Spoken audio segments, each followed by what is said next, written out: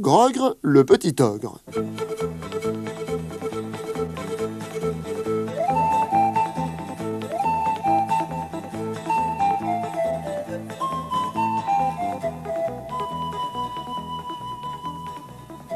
Pour parvenir à la montagne où vivait le monstre, Grogre, le petit ogre, et Zagon, le dragon, volèrent durant 5 jours et 5 nuits.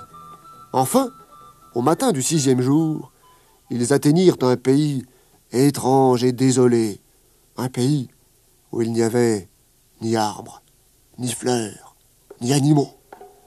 On ne voyait que des pierres et une inquiétante montagne noire. Sur ces pentes luisaient, çà et là, de curieuses traînées de vases vertes.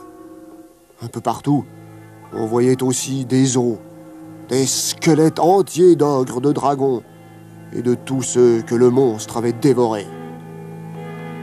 Tout en planant, Zagon montra à Grogre un endroit sur la montagne. « Voilà l'entrée de la demeure du monstre !»« Mais comment fait-il pour monter tout là-haut » demanda le petit ogre. « Il rampe, mon enfant, il rampe de tout son corps visqueux. Il est si collant qu'il ne dérape pas.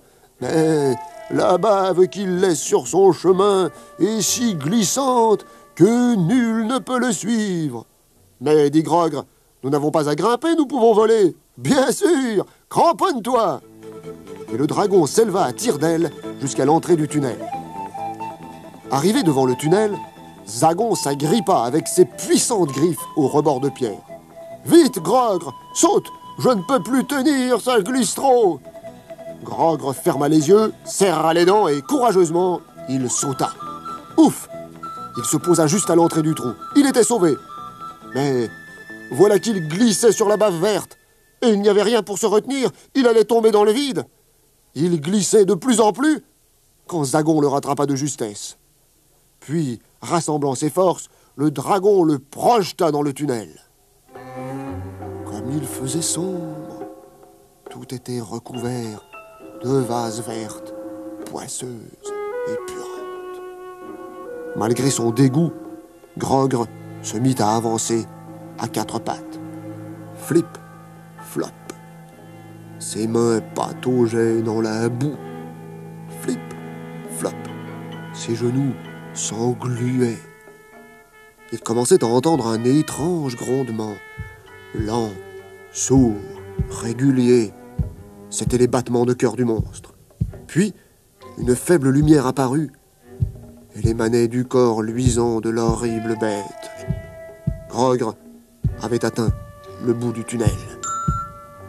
Il se tenait à l'entrée d'une immense grotte, complètement occupée par le gigantesque corps de la bête. On aurait dit une mer verte.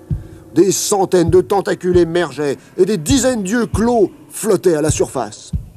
Un pont de pierre surmontait le monstre. Zagon avait expliqué à Grogre qu'il devait l'emprunter pour se rapprocher du cœur de la bête. Alors Grogre se souvint des paroles de Zagon. « Sois brave et réfléchis !» Prenant son souffle, il saisit l'épée de son père et avança. Il avait bien du mal à marcher.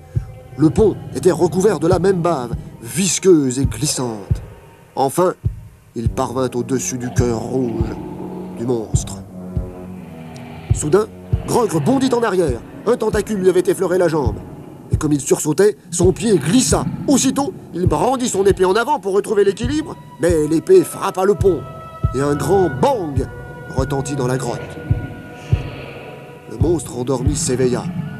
Un à un, ses yeux s'ouvrirent et il découvrit Grogre, seul sur le pont. Lentement, il étendit ses puissants tentacules autour de l'enfant. Le petit ogre, terrifié, leva son épée